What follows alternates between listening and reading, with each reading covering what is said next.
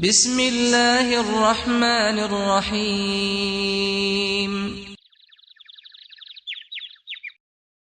لبیک اللہم لبیک لبیک لا شریک لک لبیک ان الحمد والنعمت لک والملک لا شریک لک. اللهم صل على محمد وعلى آل محمد كما صليت على إبراهيم وعلى آل إبراهيم إنك حميد مجيد. اللهم بارك على محمد وعلى آل محمد كما باركت على إبراهيم وعلى آل إبراهيم إنك حميد مجيد. اللهم صل على محمد وعلى آل محمد كما صليت على إبراهيم وعلى آل إبراهيم إنك حميد مجيد. اللهم بارك على محمد وعلى آل محمد كما باركت على إبراهيم وعلى آل إبراهيم إنك حميد مجيد. اللهم صل على محمد وعلى آل محمد كما صليت على إبراهيم وعلى آل إبراهيم إنك حميد مجيد. اللهم بارك على محمد وعلى آل محمد كما باركت على إبراهيم وعلى آل إبراهيم إنك حميد مجيد. کیا فرمانے تھے سر؟ یہ دم کے معنی پوچھتا ہوں، آپ نے وجہ سے بتا دی کہ کس کس حالت میں دم لاگو پڑتا ہے. ٹریننگ کے پورے زمانے میں ساری باتیں سامنے آئی تھی. جی ہاں، تو ابھی اس کی وضاحت کرنے کی ہر ساتھی جانتا ہے کہ بھائی اس کے ساتھ اگر ایسی غلطی ہوئی ہے کہ جیسے حج کا کوئی واجب چھوٹ گیا اس کا، اچھا تو واجب کے ترک ہونے کی صورت میں ہر حال میں دم دینا پڑے گا. ہاں، باقی چھوٹی موٹی غلطیاں جیسے احرام کی پابندیوں کے اندر کچھ چھوٹی موٹی غلطی ہو گئی ہے یا کوئی چھوٹی موٹی بھول چوک ہو گئی ہے تو اس کے لیے صدقہ خیرات دیتے ہوئے آدمی صدقہ فطر کی رقم نکال دے، یا بہتر یہ ہے کہ 20 25 30 50 ریال صدقہ کر دیں. لیکن اگر کوئی واجب ترک ہوا ہے تو دم دینا لازم ہے. وہ ہر ساتھی جانتا ہے. اس کے اگر 10 کی کنکری نہیں دے پایا یا 11 کی کنکری نہیں کر پایا یا 12 کی کنکری نہیں کر پایا، یا پھر 10 تاریخ کو جو ہے نا رمی، قربانی اور حلق، یہ ترتیب کے اندر اگر معاملہ آگے پیچھے ہو گیا، قربانی پہلے ہو گئی رمی بعد میں ہوئی، تو یہ سب اگر بڑی بڑی غلطیاں ہوئی ہیں تو ہمیں ٹریننگ میں بتایا گیا تھا کہ علماء اکرام سے، جاننے والوں سے پوچھ لے، اور اگر واقعتاً دم آ گیا ہے تو اس میں سستی نہ کرے. کیونکہ اگر دم آ گیا ہے اور پھر سستی کرنا، ٹال مٹول کرنا، پیسے بچانے کے چکر میں آدمی اپنے پورے حج کو برباد کر دے گا. اس کے لیے بہت ساتھی اس کا احتیاط رکھیں. ہر ساتھی اپنا خود ذمہ دار ہے اس کے معاملے میں. ٹھیک ہے نا؟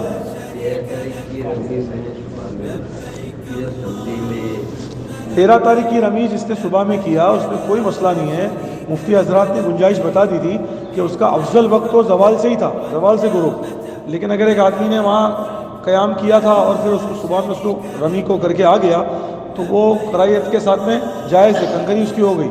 لیکن افضل وقت تو یہی تھا، زوال سے غروب. لیکن اس کی وجہ سے دم وغیرہ نہیں آتا نہیں، کیونکہ 13 کی کنکری سنت ہے.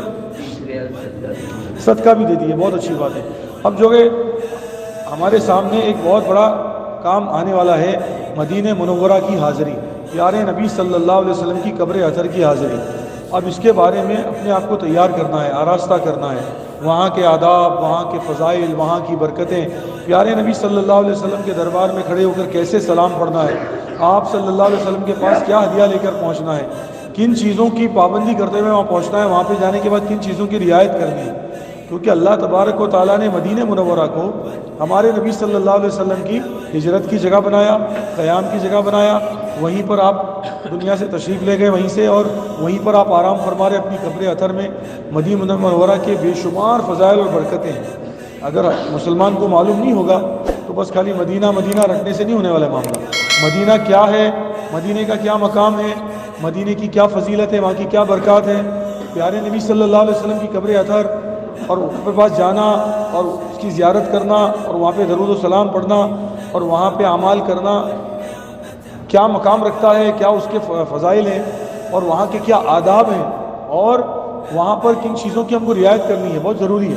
ہاں، ایسے ہی نہیں بٹ اٹھے چلے آنے مدینہ، بلکہ جیسے حج کے ارکان ہم نے بہت اہتمام سے سیکھے اور بہت فکر سے ایک ایک سوال پوچھے، کیا کرنا، کیا نہیں کرنا، کیا نہیں کرنا. ہاں بھائی، اس لیے تو نہیں سیکھے نا کہ بھائی دم دینا پڑ جائے گا، بکرا چلا جائے گا. اس کے لیے بھائی ذرا اچھے سے سیکھ کے جاؤ، یا تو بکرے کا نقصان ہو جائے گا. اب یہاں مدینے میں کیا کرنا ہے، چلتا ہے یہاں تھوڑی کو دم دینے کا، تو جیسے تیسے اٹھے چھوٹے چلے جاؤ، ایسا نہیں ہے. بلکہ مدینہ منورہ کی حاضری سے پہلے بھی بہت کچھ سیکھنا ہے.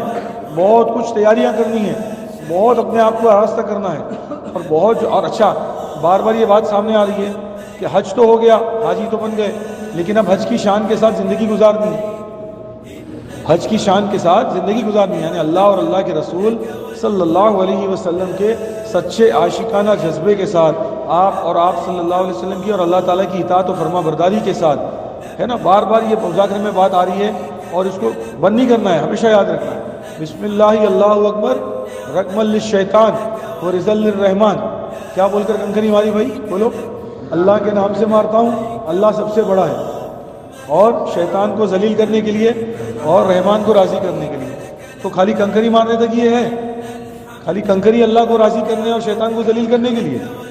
ہاں بھائی، کہ خالی کنکری کے وقت بسم اللہ اللہ اکبر نہیں، بلکہ ابھی ہمیں اپنی زندگی کو، پوری مکمل زندگی کو ایسی بنانا ہے کہ ہماری زندگی کے ہر عمل سے شیطان ذلیل ہو اور رحمان راضی ہو۔ کیا کرنا ہے بولو بھائی؟ خالی کنکری کا مسئلہ نہیں۔ کنکری تو ہم نے کتنی ماری بھائی؟ کتنی ماری کنکری؟ جس نے اگر 13 تاریخ کی بھی مار لی تو 70 ماری، اور جس نے 13 کی چھوڑ دی چلو اس نے 49 ماری، بس نا۔ تو ہر کنکری کے بدلے میں ایک ہلاک کر دینے والا گناہ معاف ہوا۔ تو ہمارے اتنے ہی گناہ تھے خالی ہمارے نام اعمال میں ہلاک کرنے والے کی، اور بھی ہے تو بھی اور تو کنکری مار نہیں سکتے، تو کیا کریں گے؟ ہاں بھائی، اور ایسا تو ہے نہیں کہ چلو بھی اور جا کے مار کے آتے، گناہ کچھ رہ گئے تو بوٹل میں کنکریاں بھی بچ گئی ہے تو ذرا جا کے اور ہاتھ صاف کر کے آتے، اس کو اور 2-4 دے کے آتے، ایسا تو ہے نہیں۔ بلکہ ابھی توبہ، استغفار، معافی مانگنا، اللہ کے سامنے گڑ گڑانا کہ اللہ تو نے حج تو کروا دیا، اب اس حج کو تو قبول کر لے، غلطیوں کو معاف کر دے، اور حج والی شان کے ساتھ مرتے دم تک تو جینا نصیب فرما دے۔ لوگ تو پکاریں گے حاجی صاحب دعا میں یاد رکھنا، اے اللہ تو بھی اپنے دربار میں مجھے حقیقی حاجی بنا دے، حقیقی متقی بنا دے، حقیقی مخلص بنا دے، حقیقی مومنین کاملین میں ہمیں شامل فرما دے۔ بہت کام باقی ہے، ابھی حج ہو گیا تو کام ختم نہیں ہوا، کیونکہ کام شروع ہوا۔ بولو کیا ہوا؟ بولی کام، بہت کام باقی ہے۔ ابھی لوگ پکڑ کے بولیں گے حاجی صاحب دعا کرنا، تو ہم ان کو کیا بولیں گے؟ ہاں انشاءاللہ دعا کروں گا، بس۔ ارے بول بس، خالی لوگوں کی دعوتیں کھا کے بس نہیں، جو بولے گا نا دعا کرنا، اس کو بولنا بھائی میں تو دعا کروں گا، ضرور کروں گا، لیکن کام دعا اور دوا دونوں سے ہوتا ہے۔ کیا سے ہوتا بھائی؟ ہاں، اس میں کوئی شک نہیں کہ اللہ رب العزت کسی دوا کے محتاج نہیں ہے، لیکن اللہ تبارک و تعالیٰ نے ایک ضابطہ بنایا ہے نا کہ ایک آدمی، میں آپ کو ایک مثال بتاتا ہوں، دعا کی مثال بتاتا ہوں۔ ایک آدمی نے ایک بہت بڑے اللہ والے کے پاس آیا، اور بہت بڑے اللہ والے کے پاس آ کے کہنے لگا آپ بڑے بزرگ ہو، اللہ سے آپ کا تعلق ہے، آپ بڑے نیک آدمی ہو، اللہ آپ کی دعا قبول کرتا ہے، آپ میں دعا کیجئے اللہ تعالیٰ میرے کو ایک پیارا سا چاند سا بیٹا دے دے۔ تو بزرگ نے کہا ہاں ٹھیک ہے ضرور دعا کروں۔ اور بزرگ بہت دعائیں کرتے رہے، تہجد میں دعائیں کری، نمازوں کے بعد دعائیں کری، اور بہت دعائیں کری، سجدے میں دعائیں کری نفل نمازوں کے۔ پھر کچھ عرصے کے بعد آیا، حضرت دعا کر دیجئے اللہ ایک پیارا سا چاند سا بیٹا دے دے۔ بزرگ نے کہا اچھا ابھی تک نہیں ہوا، ٹھیک ہے چل میں بیت اللہ جا رہا ہوں، میں وہاں جا کے بیت اللہ کے پردہ پکڑ کے دعا کروں گا۔ حضرت بیت اللہ پہنچے، وہاں پہ حجر اسود کے پاس، ملتزم کے پاس، صفا پہاڑی پر، مقام ابراہیم پر طواف کرتے وقت ہر مقام پہ اس کے لیے دعا کی، اے اللہ میرے فلانے بھائی نے، فلانے دوست نے دعا کے لیے کہا ہے، اس کو ایک پیارا سا چاند سا بیٹا دے دے۔ دعائیں کرتے ہوئے آئے، پھر وہ سفر کے بعد پھر آئے ملنے کے لیے، حضرت دعا کر دیجئے اللہ ایک پیارا سا چاند سا بیٹا دے دے۔ کہہ رہے اللہ تعالیٰ میری تو ہمیشہ دعائیں قبول کرتا ہے، کبھی رد نہیں کرتا، میں نے تو سجدے میں، تہجد میں، اور بیت اللہ میں، صفا پہاڑی پر، مروہ پر طواف کرتے وقت، مقام ابراہیم پر کہاں تیرے دعائیں مانگی۔ یا اللہ کیا ماجرا ہے، پتہ ہے تیرا نکاح کب ہوا؟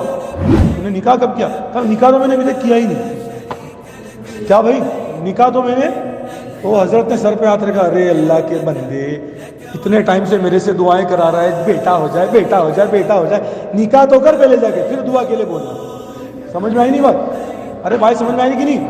بیت اللہ میں دعائیں ہو رہی ہے، حجر اسود پہ دعائیں ہو رہی ہے، مقام ابراہیم پہ دعائیں ہو رہی ہے، بیٹا دے دے، بیٹا دے دے۔ تو بیٹا کیا آسمان سے ٹپکے گا؟ ہاں کہ جھاڑ میں اگ جائے گا کہ رات کو سویا تو بازو میں بیٹا بغل میں مل جائے گا؟ خود نے نکاح کیا نہیں اور دعا کر دو، دعا کر دو۔ ایسے ہی میرے پیارے حجاج اکرام، ابھی ہم کو بہت بڑی تعداد میں لوگ بولیں گے حاجی صاحب دعا کرنا، حاجی صاحب دعا کرنا، تو ان کو ناراض نہیں کرنا ہے، ابھی بھی ان کے لیے دعائیں کرنی ہے۔ وہ بولا کریں گے دعا، کیوں نہیں کریں گے بھائی، ضرور کریں گے دعا۔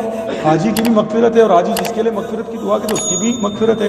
حاجی 20 ربیع الاول تک جس کے لیے دعا کرے، اور یہاں تک آیا ہے کہ جب حاجی صاحب واپس آئے تو ان کے گھر میں داخل ہونے سے پہلے ان سے مصافحہ کرو، معانقہ کرو اور دعا کراؤ، کیونکہ یہ گناہوں سے پاک صاف ہو کے آئے. ضرور کریں گے دعا, لیکن بتاؤ میرے پیارے بھائی دوستو, آدمی خود اپنی زندگی بدلنے کا ارادہ نہ کرے, ہاں, اور آدمی یہ طے نہ کرے کہ مجھے ابھی اللہ کا نیک بندہ بننا ہے اور دعا کرو بھائی, دعا کرو بھائی, دعا کرو. ارے بھائی نماز کا وقت ہو گیا بھائی, ہاں دعا کرنا اللہ توفیق دے. ارے دکان کا ٹائم ہو گیا تو بولتا نہیں دعا کرو اللہ توفیق دے دکان پہ جاؤں. دکان کا ٹائم ہو گیا تو تیار ہو کے خود چلے جا رہا ہے. ڈیوٹی کا ٹائم ہو گیا خود تیار ہو کے چلے جا رہا ہے. اور نماز کے لیے بولے تو دعا کرنا, حاجی صاحب دعا کرنا اللہ توفیق دے, اللہ ماشاء اللہ مجھے توفیق دے میں بھی نماز پڑھوں. ارے کیا توفیق دے, وضو کرا رہا مسجد میں. اللہ تعالیٰ قرآن کریم میں فرما رہے, جس کا خلاصہ مفہوم ہے, اللہ تعالیٰ اس قوم کی حالت کو بدلتے نہیں جب تک قوم خود بدلنے کا فیصلہ نہ کرے. ہم ضرور دعا کریں گے, ایک ایک امتی کے لیے دعا کریں گے, پوری انسانیت کے لیے ہدایت کی بھیک مانگیں گے, پوری امت کے لیے مغفرت کی دعا کریں گے, اور کرتے رہیں گے ہمیشہ. ہمارے پیارے نبی صلی اللہ علیہ وسلم نے ہمیشہ پوری امت کو اپنی دعا میں یاد رکھا ہے. ایک ایک کا نام لے کے جس نے ہم خصوصی کہا کریں گے دعا, لیکن دعا کے ساتھ میں اس کو دعوت بھی دیں گے کہ دیکھو بھائی میں دعا تو کر رہا ہوں. دیکھو ایک صحابی رضی اللہ تعالیٰ عنہ اللہ کے نبی صلی اللہ علیہ وسلم بہت خدمت کرتے تھے. ان کا نام یاد نہیں آ رہا مجھے, غالباً حضرت انس رضی اللہ عنہ, ان کی بہت خدمت کرتے تھے. اللہ کے نبی صلی اللہ علیہ وسلم ان کی خدمت سے بہت خوش ہو گئے. کیا کیے, خدمت سے بہت خوش ہو گئے. کہا مانگ کیا مانگتا ہے, مانگ کیا مانگتا ہے. تو صحابہ تھے, ہم آپ ہوتے تو پتہ نہیں کیا مانگ لیتے تھے, ہاں بھائی, لیکن صحابہ تو بڑے ماشاء اللہ, ان کے دلوں کے اندر ایمان تو ایسا مضبوط تھا پہاڑوں کے ساتھ غذا, اور ایمان کی ایسی اور قرآن کا ایسا فہم تھا, آخرت کا اس کا استحضار تھا, کیا بتائیں صحابہ کی صفات تو. اللہ اکبر. تو صحابی رضی اللہ تعالیٰ کہنے لگے یا رسول اللہ جنت میں آپ کی رفاقت. کیا چاہیے بولو بھائی مجھے, رفاقت یعنی آپ کا ساتھ, آپ کا ساتھ چاہیے جنت میں. کتنی بڑی چیز مانگ لی. تو اللہ کے نبی صلی اللہ علیہ وسلم نے یوں نہیں کہہ دیا کہ ہاں ٹھیک ہے چل میں دعا مانگ لوں گا تیرا کام ہو گیا, بلکہ اللہ کے نبی صلی اللہ علیہ وسلم نے ان سے یوں کہا کہ ٹھیک ہے میں دعا تو مانگوں گا, لیکن تو میری دعا کی مدد کرنا سجدوں کی کثرت سے. عمل پہ ڈالا. کیا فرمایا, میں نبی کہہ رہے ہیں اپنے صحابی سے, لاڈلے صحابی سے صلی اللہ علیہ وسلم, اپنے لاڈلے صحابی رضی اللہ عنہ کہہ رہے ہیں میں دعا تو یقیناً کروں گا تیری, میں نے کہا ہوں تجھ سے مانگنے کے لیے, تو نے مانگا میں دعا کروں گا, لیکن میری دعا کی تو مدد کرنا سجدوں کی کثرت سے. یعنی تو اگر چاہتا ہے کہ میری یہ رفاقت والی دعا جنت میں تیری قبول ہو جاوے تو سجدوں کی مقدار کو بڑھا دے. تو ایسے ہی حاجی صاحب حضرات جو بھی دعاؤں کے لیے کہے گا تو ہم بھی ان کو کیا کہیں گے, ہم تو دعا کریں گے, کر بھی آئے ہیں, ابھی بھی کرتے رہیں گے, لیکن آپ ذرا آ جائیے مسجد میں, آپ ذرا آ جائیے مسجد میں. ہاں آپ ارادہ کر لیجئے اپنے آپ کو سنتوں میں رنگنے کا, آپ ارادہ کر لیجئے اپنی سابقہ زندگی سے سچی توبہ کرنے کا, آپ ارادہ کر لیجئے کہ آج کے بعد سے مرتے دم تک اللہ کے رسول کی نافرمانی نہیں کریں گے, جو ہوا اس سے توبہ کر لیں. اب آ جائیں, نیک بننے کی فکر کر لیں. ان کو مسجد کی طرف بلانا ہے, گھر میں تعلیم کی دعوت دینا ہے, مسجد کی تعلیم کی دعوت دینا ہے, ان کو اللہ کے دین کی محنت کے لیے دعوت دینا ہے, ان کو اپنی زندگی بدلنے کے لیے کہنا ہے. یہ نہیں کہ ہاں دعا کر لوں گا, ہاں کریں گے انشاءاللہ, دعا کریں گے نا. ہاں ابھی ہمارے ساتھ جو ساشی صاحب تھے, ہم نے کہا کہ بھائی آپ کی فلائٹ جب ہوگی تو ہمیں بمبئی ایئرپورٹ آنا پڑے گا آپ کو دیکھنے کے لیے, آپ کا منظر. بولے کیوں؟ بولے آپ کے گاؤں والے اتنے بڑے بڑے ہار لے کے آئیں گے آپ کو پہنانے کے لیے, تو وہ ہار کا منظر دیکھنے ہمیں آنا پڑے گا. تو مسکرا رہے. اکثر ایسا ہوتا ہے, ہمیں بمبئی میں تو شاید کم دیکھنے ملتا ہے, لیکن بمبئی کے باہر ہم نے اکثر دیکھا ہے. ہاں کہ ارے اللہ اکبر, اللہ معاف کرے, یہاں تک کہ دیکھا گیا ہے کہ بینڈ باجا, اللہ اکبر. ہاں حقیقت میں, برا مت ماننا, حقیقت میں ایسی بھی کارگزاریاں آئی ہیں. ہاں آتے ہو چھوڑتے ہو بھی. اور حاجی صاحب بھی ماشاءاللہ ایک دم سینہ تان کے ہار پہن گئے. ہاں ہاتھ بھی دے رہے چومنے کے لیے, تو چومو, ہاں ہار پہناؤ, ہاتھ چومو, گاڑی پہ بیٹھاؤ. ہاں پھر ڈائری میں آ جائے گا کب کس کے وہاں کون سی دعوت ہے, دوپہر کی یہاں میں, رات میں یہاں پہ دعوتیں بھی کھائیں گے. ارے ضرور کھاؤ, کوئی مسئلہ نہیں ہے. لوگ عزت دیں گے, اکرام کریں گے, یہ اللہ کی طرف سے ہوتا ہے. کس کی طرف سے ہوتا ہے؟ اللہ کی طرف سے. آپ حاجی بن کے جا رہے ہو, لیکن ہماری یہ نیتیں نہ ہو. جیسے ہمیں ٹریننگ میں بتایا گیا تھا, حاجی کہلانے کی نیت نہیں ہونا چاہیے, سمجھے نا. میں نے میرے بچوں کو جب عید کے دن فون کیا تو بچوں نے بھی کہا بھائی ابو امی عید مبارک. تو میں نے ایسے مذاق میں کہا یہ کیا بول رہی ہے ابو امی, حاجی ابو بول, حاجی امی بول. بولے ابو آپ ہی تو بولے تھے حاجی کہلانے کی نیت سے نہیں جانے کا, یاد دلا رہی ہے. ہاں کوئی حاجی بولے نہ بولے, یاد کرو ٹریننگ کو. تاج الدین میں نے ٹریننگ میں بتایا تھا نا, ایک صاحب حج کر کے آئے, ارے اقبال بھائی مثال, نام کی مثال دے رہا ہوں, السلام علیکم, وہ جواب ہی نہیں دے رہا. اقبال بھائی السلام علیکم, جواب ہی نہیں دے رہا ہے. پکڑ لیا, ارے بھائی اقبال بھائی کیا ناراض ہو, سلام کا جواب نہیں دے رہے, کچھ ہے کہ نہیں تمیز, حج کر کے حاجی اقبال بولو. کیا بولے, کیا اقبال بھائی لگا رہا ہے. ایک ساتھی نے عرفات کے میدان سے فون کر دیا, بولے मुंबई के अंदर, बेटा तेरे अब्बा का हज हो गया, अरफात में पहुंच गया हूँ, दुकान के बोर्ड बदल दे, अब अब्दुल रहमान एंड सन्स नहीं हाजी अब्दुल रहमान एंड सन्स कर। तो लोग तो हाजी बोले ना बोले, इकराम करे ना करे, इज्जत दे, दुआओं के लिए तो सब बोलेंगे, यहाँ तक कि आपकी मस्जिद के इमाम जिनके पीछे वो नमाज पढ़ते वो आपको बोलेंगे दुआ करें, बड़े बड़े उलमा इकराम, बड़े बड़े मुत्तकी परहेजगार अल्लाह वाले। हाँ, तो दुआ तो हम सब के लिए करेंगे मेरे प्यारे भाइयों, लेकिन दुआ के साथ सबको दावत देंगे, सबको ये कहेंगे कि भाई देखो हम दुआ तो करेंगे लेकिन हमारी दुआ की मदद करो अमल के ज़रिए से। मस्जिद को आबाद करना है, घरों में भी तालीम के हल्के लगाने हैं, अल्लाह के दीन की मेहनत करनी है, अपने आप को अपने घर वालों को जहन्नम की आग से बचाने की फ़िक्र करनी है, अपनी ज़िंदगी बदलने का इरादा करो, फिर दुआ में मज़ा आएगा, फिर दुआ की ताकत ज़ाहिर होगी। करेंगे ना इंशाअल्लाह। तो अपने हज को कबूल करवाने के लिए तौबा इस्तिग़फ़ार की कसरत करें, हज के मबरूर होने की दुआएं करें और हाजी बनकर ज़िंदगी की नीयत करना है। और अभी मदीना मुनव्वरा जाना है, इससे थोड़ा सा सुनते चले जाएं। रोज़ाना अब इंशाअल्लाह मदीना मुनव्वरा के बारे में हम पढ़ेंगे, बहुत अदब और एहतराम के साथ में उसको सुने, अज़मत के साथ में, जिस तरह हमने हज की ट्रेनिंग हासिल की थी, अब मदीना मुनव्वरा की भी एक मुस्तकिल ट्रेनिंग है। बिस्मिल्लाहिर्रहमानिर्रहीम। जी क्या फरमा जी? हाँ बिल्कुल नहीं, जैसे मक्का मुकर्रमा दारुल अमन है, ऐसे मदीना मुनव्वरा है, वहाँ भी दज्जाल का फितना ज़ाहिर दाखिल नहीं हो सकता।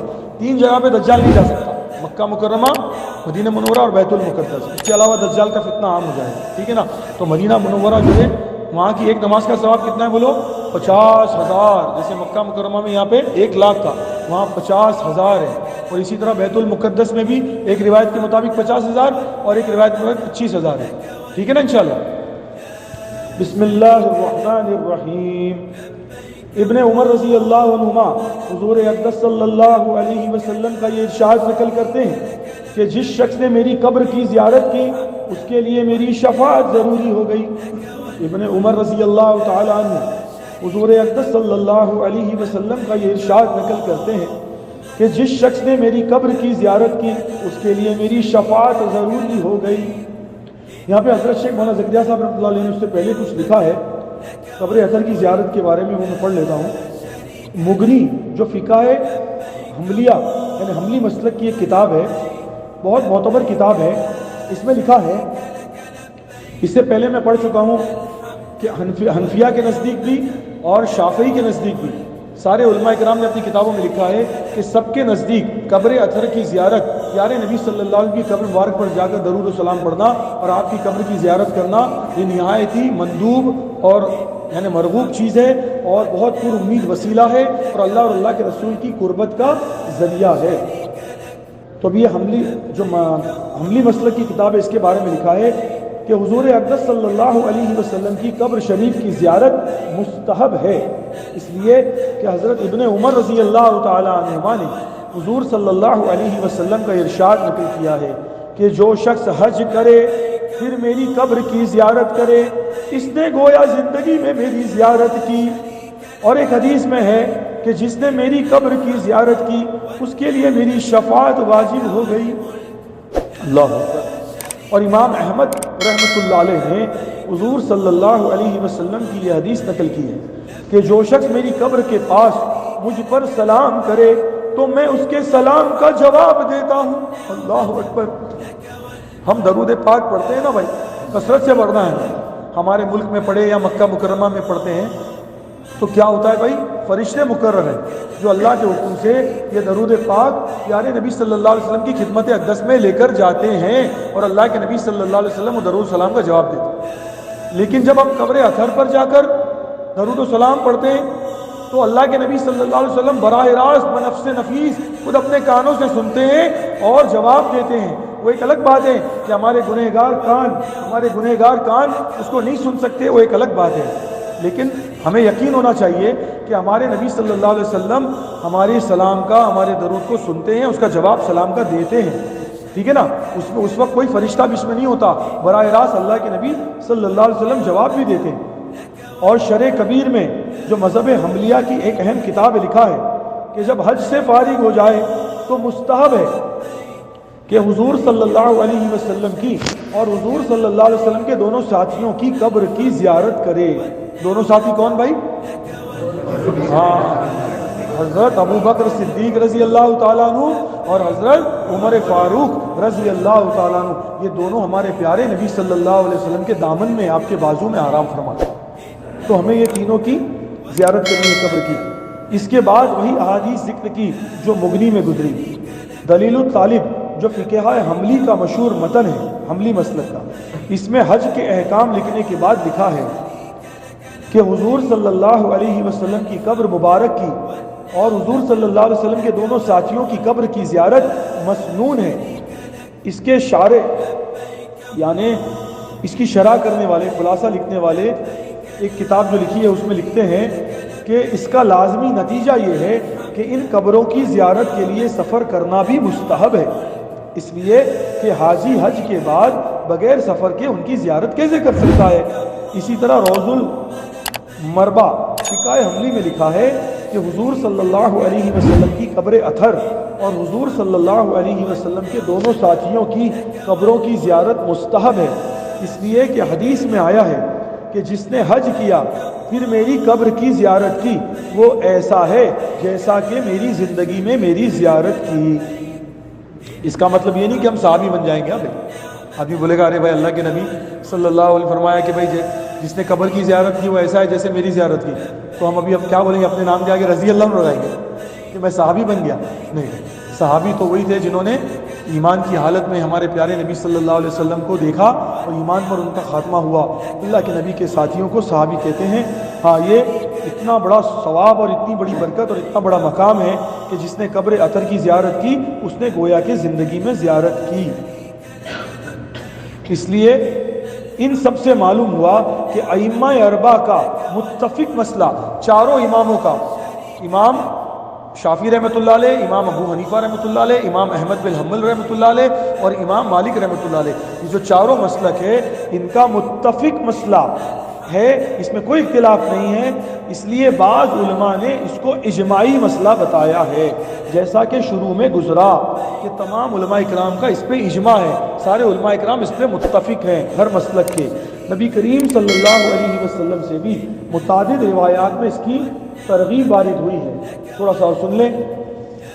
حضور صلی اللہ علیہ وسلم کا ارشاد ہے کہ جو میری زیارت کو آئے اور اس کے سوا اور کوئی نیت اس کی نہ ہو تو مجھ پر حق ہو گیا کہ میں اس کی سفارش کروں۔